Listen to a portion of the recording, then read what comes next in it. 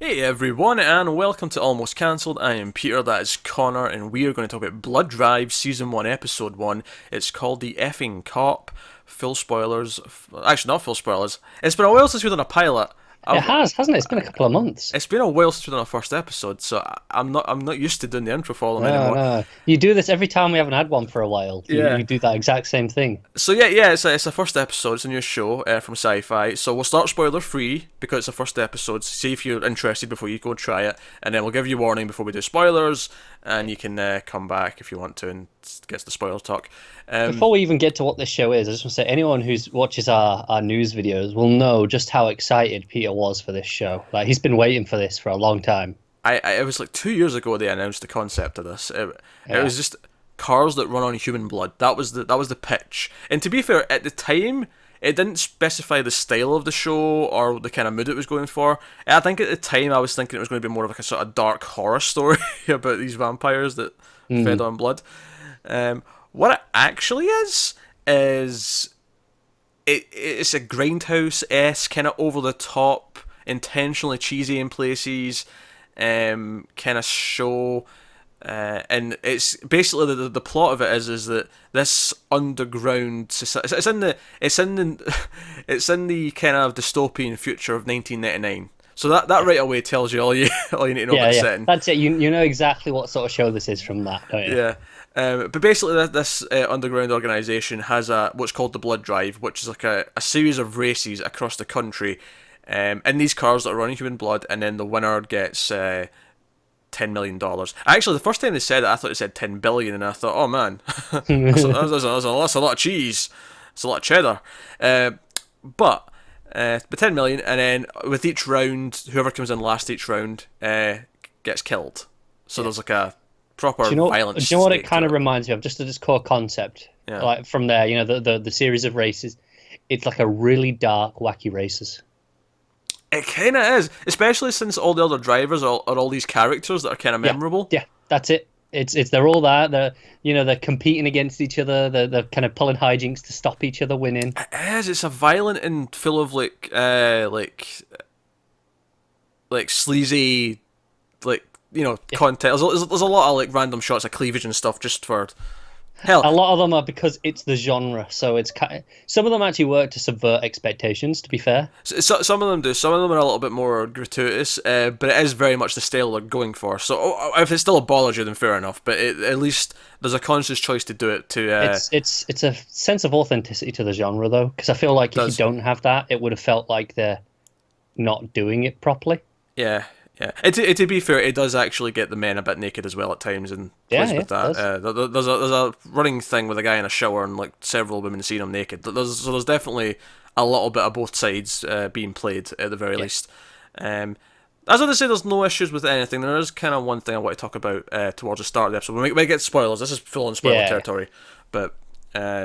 Yeah, so it's definitely sleazy to the point where there's actually some full-on sex going on, but they actually cover the really naughty bits with the black boxes, which works because it's set up as it's kind of being told as a story anyway. Yeah, like that's with like a narrator almost introducing it. Yeah, it's not a narrator throughout the whole thing. It's literally just the start of the episode has this kind of introduction from what it sounds like. It almost sounds like the showrunner's talking. I'm sure it's a voice actor, but it's said as if it's the showrunner talking.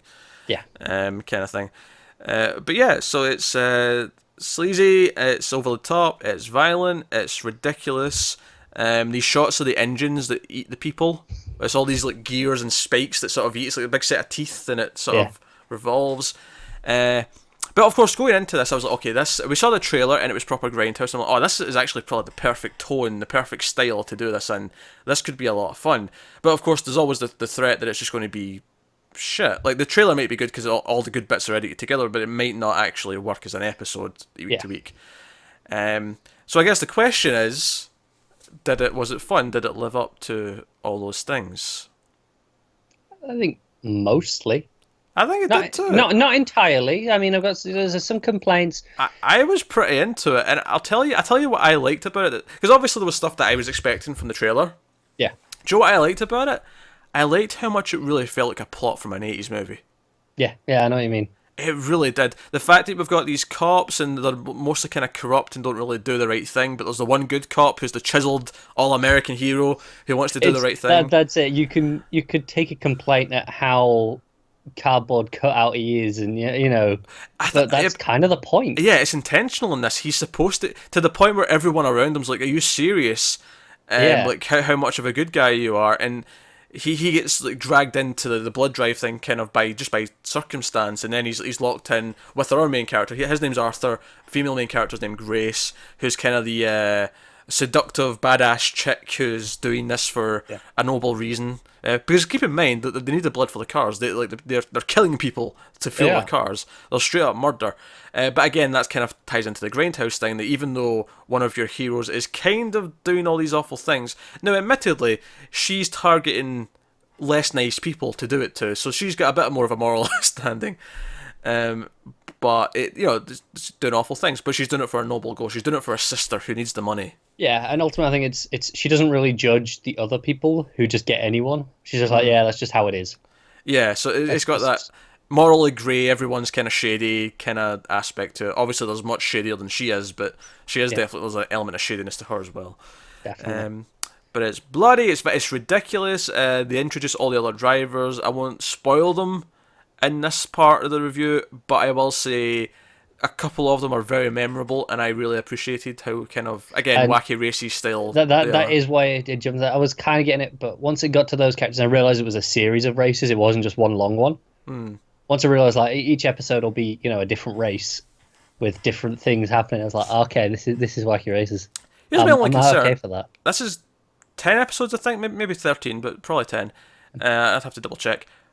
But I don't think there's enough racers to actually kill one off every episode after this. So either we have to go some episodes without races, which also makes some sense. Like, you don't have to have a race every single episode. Yeah. Or at least, if they want to be really cool with it, I'd love if one race lasted multiple episodes. Like, do one that's like proper cross-country and like... I can see that being the final one. Yeah, that's like the last like 3 or 4 episodes are all one big race. Yeah, I can see it. Which presumably will just be 2 people. It'll just be 2 cars. Maybe 3 if they want to just have it that way. Because because some of them are teams. There's like some of them are pairs of people, so it's not individual people necessarily. But yeah, which is what happens to our main characters. Arthur and Grace are paired, kind of against their will, and that sets us off in our story. Now maybe it won't hold up its energy, because that's kind of what I liked about this, is that it felt like an 80s plot. It had a good sense of energy in the first episode, and it was ridiculous. Don't get me wrong, it is flat out ridiculous, but I had a smile on my face most of the time. So I honestly, this is kind of everything it needed to be. I'm actually really impressed it didn't just come out. And here's another thing that I wasn't expecting. It didn't feel as cheap as I was expecting it to either.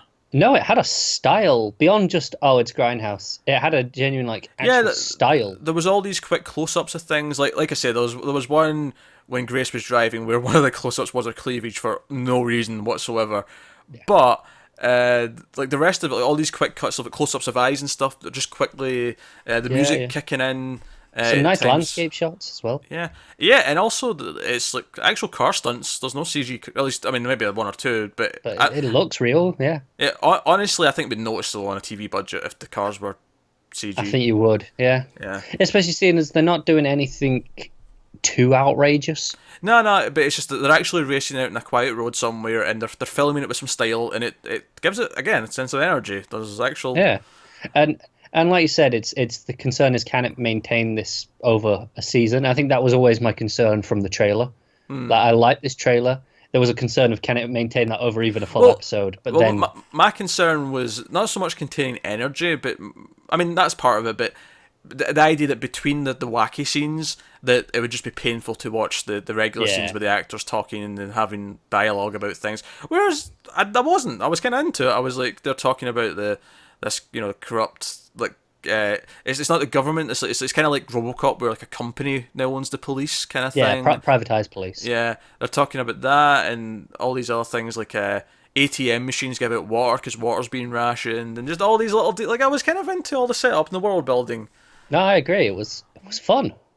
I'm into it. We're doing episode 2, so we are, and we were not sure whether we would, because as hopeful as we were for this based on the first episode, based on for the trailer, we were really unsure if this would get past an episode as much as we wanted yeah, it to. yeah. Don't get me wrong. Like this is not like a lot of the stuff we cover. You know, we're covering Better Call Saul, we're covering Handmaid's Tale, we're covering like Twin Peaks. All these deep things we're going to talk about themes and interpret and analyze. This isn't that show. This is pulpy Grindhouse, arguably very shallow, intentionally very shallow even. Yeah, But it's fun. Like there's nothing else on TV like this right now. So I'm there's having a not, blast. and credit to SyFy. They're doing well lately. They are, yeah. They've had several things in different things. Like obviously, Expanse is a proper great show, and then you've got this, which is like filling a completely different void. Winona Earp's on right now that we have a lot of fun with.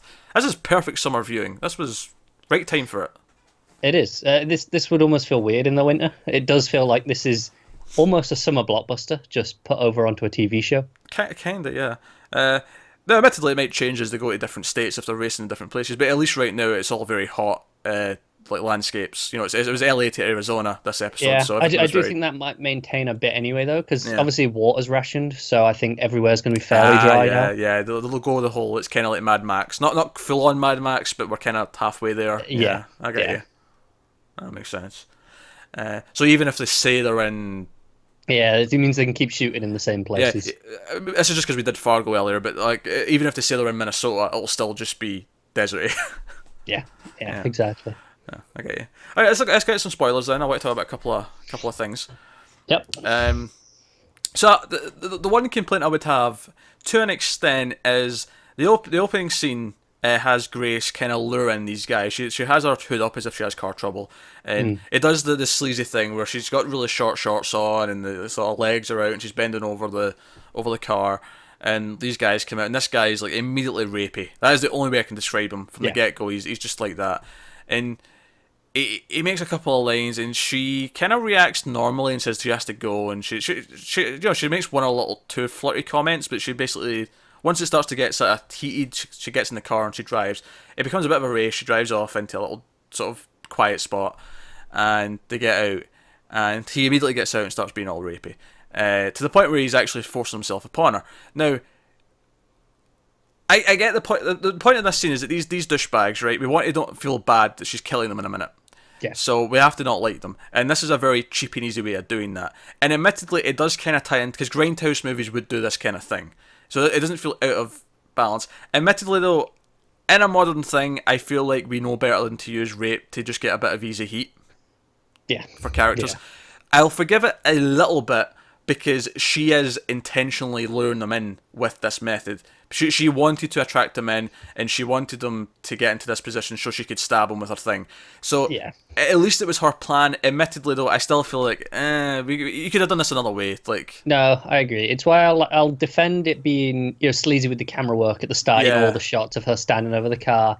It's like because that's what there, and it's then obviously you get she's intentionally doing this, and it subverts it because it's like you're expecting her to be the victim, but then it's not. Obviously. Yeah, it's setting up that she's this badass chick that will use her feminine wiles to lure guys in and kill them or whatever, and that all works fine. But I feel like as much it goes as just a little bit too far, doesn't it? Yeah, Grindhouse stuff in the past would do this, and you watch it now and you kind of you don't forgive it necessarily, but you understand it's a product of its time. You let it do its thing in the story, and then you go forward from there. But here it just did feel a little bit much, especially since his friend at first was like, "Oh man, don't do this! No, don't do this," because he gets a blade up her neck to force her. And he's like, "Oh man, don't do this." And instead of actually going to stop him, his friend just turns around awkwardly and just acts as if it's uncomfortable for him as he like checks his phone or whatever as it's happening. And it's like, "Oh, great, yeah, asshole." I mean, it's why she doesn't kill him, but he does lose an arm. Yeah, he just memes him. He gets maybe his just desserts. Yeah. It's like, look, you weren't as evil. You didn't try and rape me, but.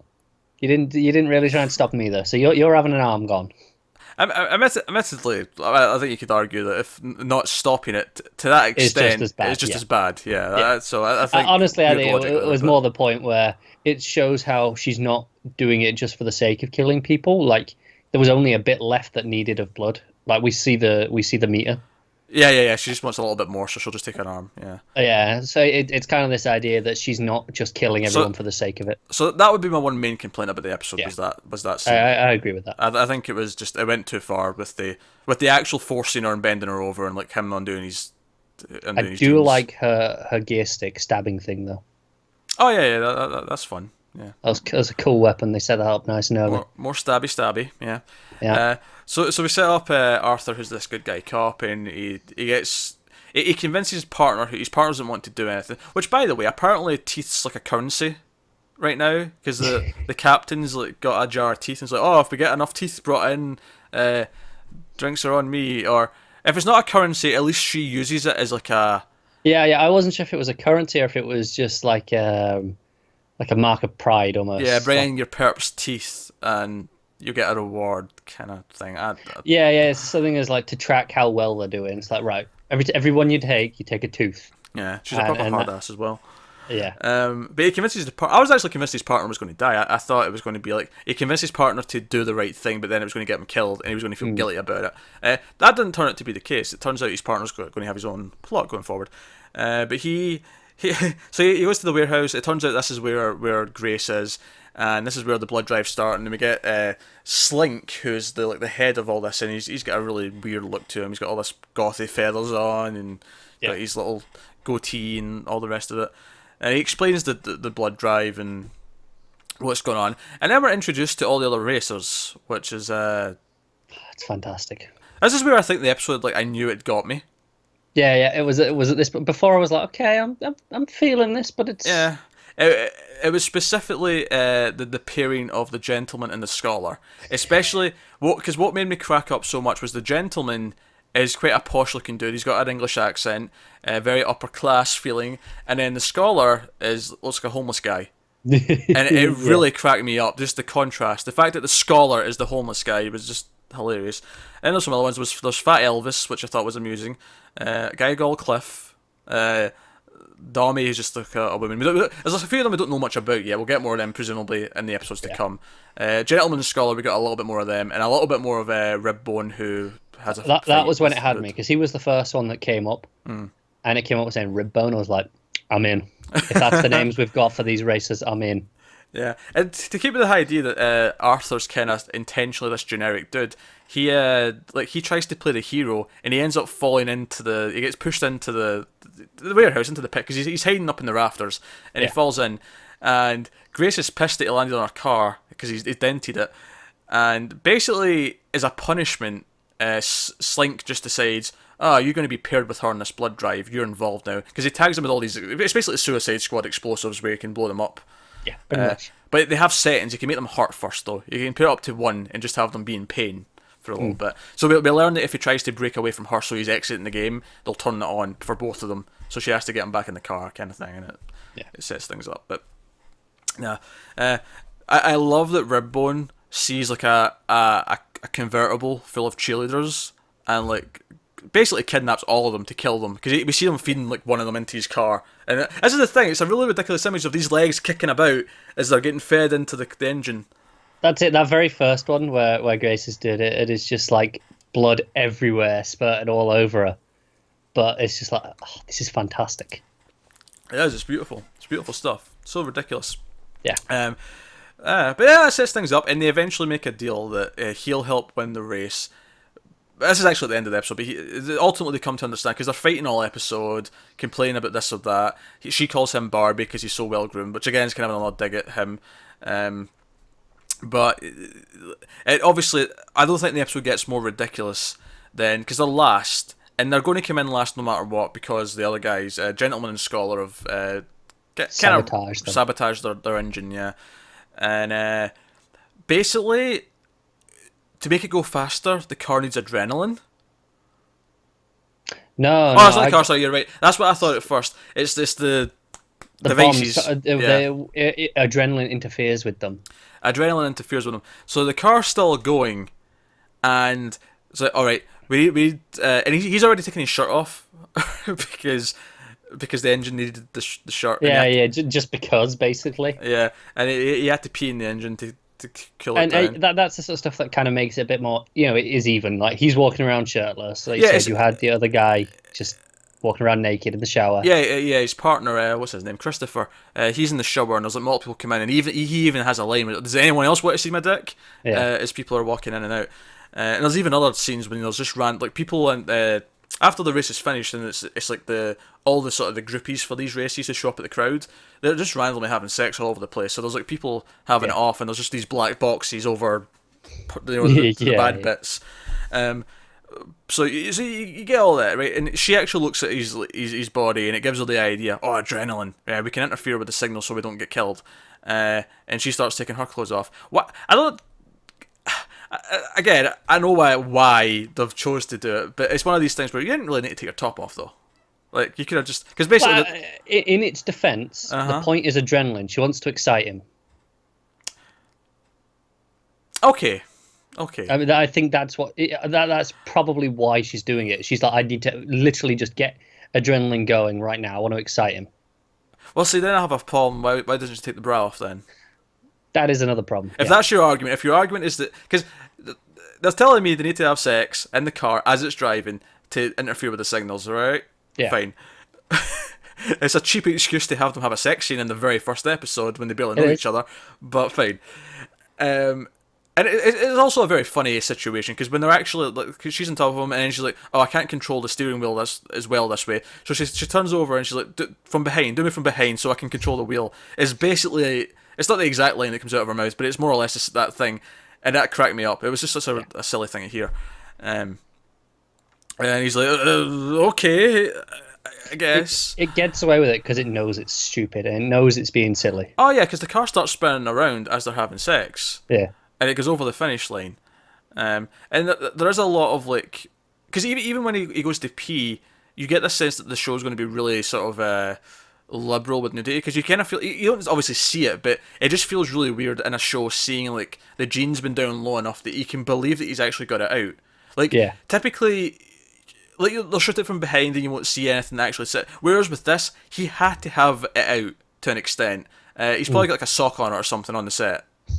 Probably. But it's this idea where they're really playing with the idea that there's going to be a lot of nudity, but without showing the actual bits because they can't. Yeah. Which, again, adds to the whole sleazy Grindhouse. Yeah, it's part of the genre, isn't it? So it kind of works. So they're having sex in the car as it's going, and it spins over the finish line, kind of thing. It's kind of amusing. Yeah, and Slink actually comes to him at the end and is like, "If you we've recalibrated so you can't pull that trick again." So they can't just do that every time. So just from a writing standpoint, that makes sense. But yeah, you can't pull that shit again, and I'm letting you away with this one time because it was entertaining, but you don't get to do it again, kind of thing. So sets him up as this villain, but he gives him a thing, his business card, and he notices it's the same company that owns his police station and owns everything. We actually get this montage of all these different things that this company does, and some of it's really normal stuff, and obviously it cuts to at least 2 sex toys that have this logo on it. Company does. I suppose the reason I think the company was called Heart something, and that made me just laugh because obviously it's cars with blood. Yeah. That's fair. I mean, it's not deep. But it just it got a chuckle out of me. I like that some of the cars have different, like Rib Bone's big truck thing. He didn't open the he had like a more of like a little hatch. Yeah, he had like a thing. He had a different part that he put the body into. It was almost like a. It was like putting something into a wood chipper. He had like a sort of thing that went to the engine rather than having to open the hood up. But no, that's blood up. Yeah, we should mention Christopher, the partner. He ends up sort of after the shower scene, this other cop came in named Akai. Say Akai. She comes in and she's like, "Oh, I want to help," and she's established to be the new cop in the precinct, and she is like, "Oh, let's go and check out this stuff that's happened."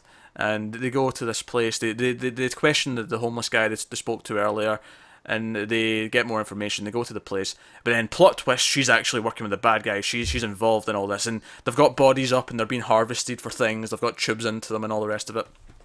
And that's cool. He stabs her, or is it sure? Whatever. She gets a hole in her stomach. Yeah, no, it's a stab.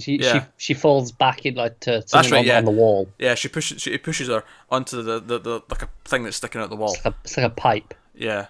conveniently sticking out the wall for Yeah. such a murder occasion. And we find out that she's a robot because she Yeah. starts bleeding like all these different colours. It's like she's an android or some sort. Very alien, because at first I thought it was just white blood, and then it got in for a close up and it was all these different colours. I'm like, oh, that's pretty cool. Wacky. Yeah, yeah. Kind of zany. Like you say, it's very alien. This almost feels of that time. It's a little bit more self-aware than some of the things around there. Did you notice in Police Station all the computers were CRTs? I did. It was a nice touch. I appreciate that. Because it is meant to be 99 after all, so technically speaking, they mostly should be CRTs still. Yeah, yeah. Credit to them though. I mean, it's got to be effort to go out and get that many together. Yeah. I was because they were flickering, that way that old screens in movies would do, and I was like, they even had that in the segues to the ad breaks. It kind of had that flicker to the screen. And then you had the fake adverts. Yeah. So no, that was fun. But yeah, so that's the plot twist, and then like another version of Akai comes in. So there's multiple copies of her, but this one was in like basically dominatrix gear, for lack of a better description. Yeah, that's how you do it. Yeah. Yeah, and so he's in a predicament. So cliffhanger for him. But the end of the episode was basically Grace and Arthur. She kind of gives him a beer and is like, "Look, you kind of earned that. Let's get through this." And that's where they make the pact where, okay, at the end of this, he's taking down all these scumbags, and he'll help her win the money for her sister. Yeah. But then he notices the beer is also made by Hart, and he gets upset about that, and then that's how we end the episode. I want to hear more of the rules of the races, because we hear rule number 3 is you can't kill other races. Yes. But we don't really hear any others. Well, I think rule number 1 is that you can't give up or leave. Yeah. So because if that's not number 1, then it's at least one of the numbers. But they talk about that a lot. But I just the idea that it has all these rules that maybe we'll get as it goes down, and they'll probably play into whatever they do that episode, or however they decide to break that rule. Yeah, I can see it. But no, admittedly, I'm surprised we went this long on this first one, but I think that's just because it's the first one. We did a spoiler-free section. But I'll be interested to see how much there is to talk about week to week, episode to episode. Yeah, I'm looking forward to it though. Like, so am I. Just shockingly, I was kind of looking forward to this first one out of just curiosity. Yeah. But I wasn't sure it was actually going to be good. But I'm actually looking forward to seeing more of this. This was fun. I want more of this. We'll see you next week for Blood Drive episode 2. Oh man.